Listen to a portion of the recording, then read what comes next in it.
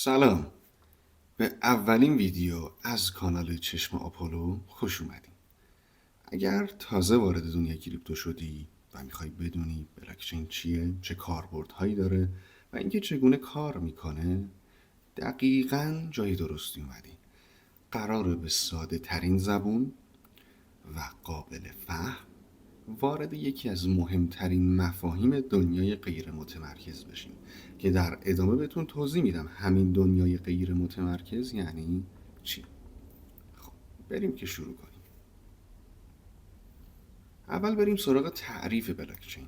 ببینید بلاکچین مثل یک دفتر دیجیتالی میمونه که اطلاعات ها رو هر چیزی میتونه باشه، از تراکنش های مالی بگیر تا نمیدونم ثبت اسناد تا ثبت اعمال، همه اینها توی این دفتر ذخیره میشن. حالا به چه شکلی؟ انگار یه سری بلوک مثل همین تصویری که اینجا میبینید به هم متصلن. این دفتر دیجیتالی به حالت chain of blocks یعنی زنجیره بلوک ها درست شده. حالا این بلوک ها که مثل یه سری حلقه، مثل یه سری زنجیر به هم وصل شدن و یه سری رمزنگاری خاص دارن که باعث امنیت بالای این سیستم میشه. یعنی خیلی خلاصه بخوایم بگیم بلاکچین یک سیستم ثبت اطلاعاته که هیچ کس به تنهایی صاحبش نیست و نمیتونه به راحتی تغییرش بده. حالا یه سری ویژگی ها داره. مثلا ببین اینجا نوشتم براتون هر بلوک حاوی هش بلوک قبلی. یعنی چی؟ به جز بلوک اول که بهش میگیم بلوک جنسایس یا همون آغاز یا پیدایش، خب که حالا انگار بلوک صفر منه. خب بلوک های بعدی، این فرض کن خط اولشه، این هم خط آخرش. خط اول یا اون تابع اولی که توی بلاکچین استفاده میشه توی هر بلوک انگار توی بلوک قبلی هست. یعنی چی؟ یعنی من اگر فرض کنید اینجا یک خطی داشته باشم، یک تابعی داشته باشم، این تابع که خط اول تابع مثلا یک منه فرض کنید، خط آخر تابع صفر منه و خط آخر تابع یک من میشه خط اول تابع بلوک دوم من. خب این چه کمکی به من میکنه؟ از اونجایی که در حد 10 تا نیست، 20 تا نیست، 100 تا شاید 1000 تا و بیشتر باشه، اگر یه بلوکی این وسط برداشته بشه، از اونجایی که همه اینها به هم وصلن، همین خط اول خط آخرها یا تابع اول تابع آخرها، سیستم ارور میده و به خاطر همین مورد به این راحتی اصلا نمیشه اطلاعات رو تغییر داد و یک شخص خاص، یک سیستم خاص نمیتونه کنترل کنه. بلاکچین مال هم هست. اوکی، این تا اینجا. حالا بریم ویژگی بلاکچین. اولین ویژگی که بلاکچین داره اینه که غیر متمرکزه یا دیسنترالایزد، یعنی هیچ نهاد مرکزی وجود نداره. اطلاعات روی یک سرور مرکزی ذخیره نمیشن، بین هزاران شاید میلیون ها کامپیوتر در تمامی جهان توزیع میشن. خب یعنی اطلاعات پخش شده و هیچ نقطه مرکزی برای کنترلش وجود نداره. خب این چه فایده‌ای داره؟ این یعنی بلاکچین در برابر سانسور، خرابکاری و تغییرات مقاومه. دو، افزایش امنیت. این غیر متمرکز بودن که توی این اسلاید بهتون توضیح دادم باعث میشه که اگر یکی از این کامپیوترها از کار بیفته بازم شبکه به کار خودش ادامه بده. خب بریم سراغ اسلاید بعدی. ویژگی دوم که من این ویژگی رو خیلی دوست دارم، شفافیت. ببینید یعنی این شفافیتی که توی بلاکچین داریم و اینکه بلاکچین غیر متمرکزه و در دسترس همه است، یعنی هر اتفاقی که در بلاکچین رخ بده قابل مشاهده است.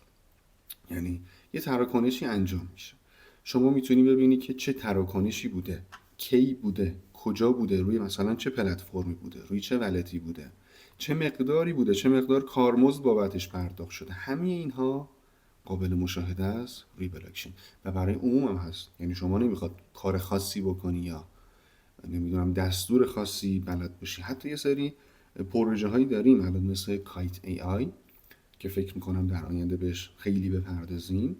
یه دونه هوش مصنوعی داره که شما صرفا اون هش تراکنش رو میدی به این ربات و ربات برای شما کامل این هوش مصنوعی بررسی میکنه این تراکنش مثلا در چه تایمی انجام شده، چه ویژگی داشته، روی کدوم بلاک چین بوده. همه اینها رو میتونی بررسی کنی. میگم شما حتی آدرس کیف پول خود آقای ویتالیک بوترین که بنیانگذار اتریوم هست، حتی این رو هم میتونی بررسی کنی. همه چیز شفافه. من میتونم روی بلاکچین رای گیری انجام بدم. هر کسی با یک ولت که اون ولت مثلا احراز هویت شده میاد رای میده و همه میتونن ببینن که مثلا بین گزینه A و گزینه B، فرض کن مثلا من A دارم و B، تمامی رای ها قابل بررسی و قابل تشخیص، دیگه جای تقلب از بین میره.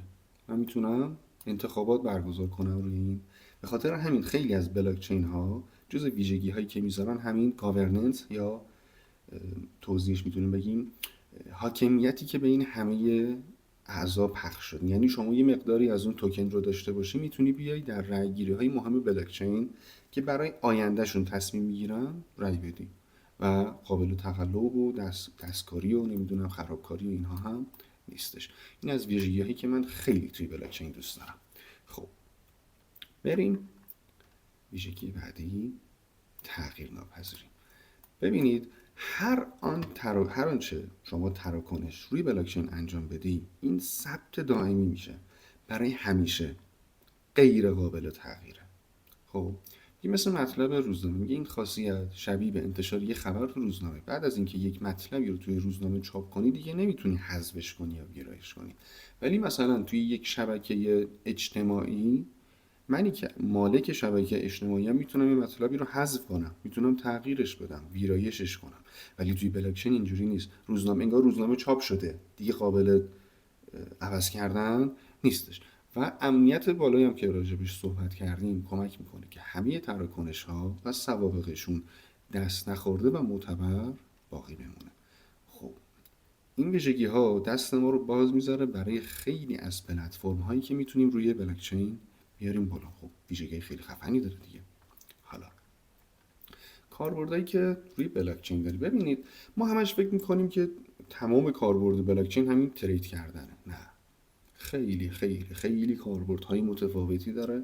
در ویدیوهای آینده حتما بهش میپردازیم که شما بدونید راههای درآمدی بلاکچین شاید بی نهایت باشه. بی نهایت راه برای درآمد از بلاکچین وجود داره که در ویدیوهای آینده من حتما بهش میپردازم.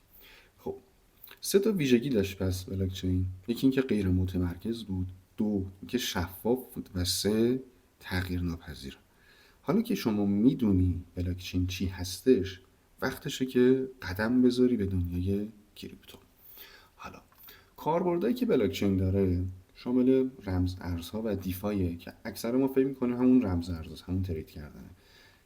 تمام ارزهایی هم که میشناسیم بیت کوین و اتریوم هم که خیلی خیلی خیلی ارزهای بیشتری از اینها داریم با کاربردهای فراوان. بلاکچین یه زیرساختی رو فراهم میکنه برای ارزهای دیجیتال، مثل همین ترید کردن، مثل سرمایه گذاری، مثل استیک کردن و یه سری امور مالی هم غیر متمرکز به نام دیفای که این مختصره برای Decentralized Finance، امور مالی غیر متمرکز، همون داستان غیر متمرکز بهتون که گفتم. و تراکنش ها رو بدون واسطه انجام میده. یعنی چی؟ الان بهتون توضیح میدم. ببینید من که میخوام برای دوستم پول بزنم باید چیکار کنم؟ باید شماره کارتش رو بگیرم، از بانک من یه کارمزدی برداشته میشه، باز شبکه یه کارمزدی میده، باز تا برسه به بانک اون. حالا اگه بانک اون مثلا تعطیل بشه بهش نمیرسه، کلی داستان دارم و دارم از یک واسطه‌ای به نام بانک استفاده میکنم. اگر بانک تراکنش ها رو ببنده من نمیتونم کاری بکنم، یا اگر بانک حساب ایشون رو مسدود کنه من نمیتونم براش پول بزنم. توی بلاکچین شما مستقیم آدرس ولت دوستتو میگیری، براش مثلا بیت کوین میفرستی، هیچ واسطه‌ای وجود نداره. کارمزدی هم که میدی مال شبکه است. شبکه مال کیه؟ مال همه مردم، مال همه کامپیوترهایی که گذاشتن ماینر گذاشتن و دارن بیت کوین رو ماین میکنن. یعنی کارمزدش هم متعلق به شبکه است، متعلق به یک نهاد یا یک بانک یا یک واسطه خاص نیست. دومین کاربرد بلاکچین که روی این خیلی میخوایم مانور بدیم در آینده، قراردادهای هوشمند. حالا قرارداد هوشمند چیه؟ قراردادهای هوشمند یه سری برنامه‌ان که خودشون اتوماتیک روی بلاکچین اجرا میشن و خودکار و بدون نیاز به شخص ثالث و واسطه اون شرایط و اون برنامه نویسی که شما انجام دادی رو برای شما اجرا میکنن. و همچنین مدیریت زنجیره تامین که بلاکچین میتونه با فراهم کردن یه رکورد شفاف و غیر قابل تغییر از محصولات از مبدا تا مقصد به افزایش شفافیت و ردیابی در زنجیره تامین کمک کنه. یعنی خیلی وقتا هک هایی که توی سیستم بلاکچین انجام میشه اینا قابل رهگیری و قابل بازگشت هستش. حالا بلاکچین چرا مهمه؟ چرا بلاکچین مهمه؟ ببین چون یک فناوری نیستش، یک اعتماد سازی داره به خاطر این شفافیت، امنیت بالایی که داره به خاطر اینکه مال هم است و توانمندسازی فردی به شما میده، چون به افراد کنترل بیشتر میده. شما دارایی‌هات رو میتونی بهتر کمک کنی و سیستم های مالیمون رو میتونیم دموکراتیکتر بررسی کنیم. کلمه سختی بود یهو. پس این توضیحاتی که در رابطه با بلاکچین وجود داره. پس ما با این داستان‌های بلاکچین آشنا شدیم. در آینده درباره کیف پول، درباره ایردراپ، درباره ترید کردن و راه‌های درآمدزایی که من میتونم از بلاکچین داشته باشم صحبت می‌کنیم. پس قسمت‌های بعدی رو حتما از دست نده. کانال رو سابسکرایب کن، ویدیو رو لایک کن و اگر دوست داشتی خیلی خوشحال میشم که یه کامنت زیبا برای من بذاری. و برای پیگیری اخبار حتما شبکه‌های اجتماعی ما رو فالو کنید. توی پلتفرم X به این آیدی apollo_i_x، توی اینستاگرام هم apollo_i1 و در داخل تلگرام هم apollo_i میتونید سرچ کنید و خیلی خوشحال میشیم که در کانال تلگراممون هم شما رو ببینیم. تا ویدیوی بعدی امیدوارم که حالتون عالی باشه. منتظرش باشید. میبینمتون. خدا نگهدار.